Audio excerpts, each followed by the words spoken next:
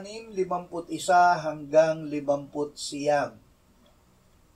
Ako ang tinapay na buhay na bumabang galing sa langit.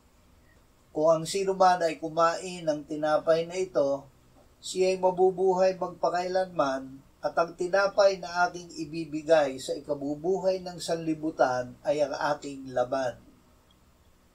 Kaya't ang mga Hudyo ay nagtalo-talo na sinasabi, paanong maipakakain sa atin ng taong ito ang kanyang laman?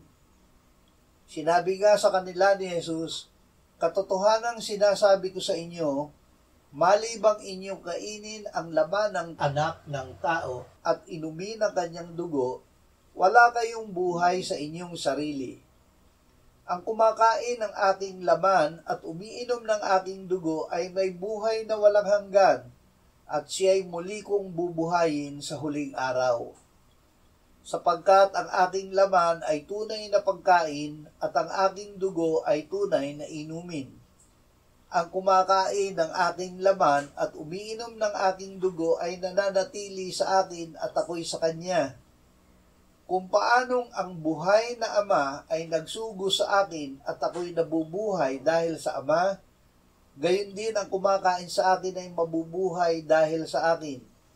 Ito ang tinapay na bumabang galing sa langit, hindi gaya ng tinapay na kinain ng inyong mga ninuno at sila'y namatay. Ang kumakain ng tinapay na ito ay mabubuhay magpakailanman. Sinabi niya mga bagay na ito sa sinagoga, samantalang siya'y nagtuturo sa Kapernaum. Tanggapin si Kristo. Pananampalataya ang paraan ng pagtanggap kay Kristo.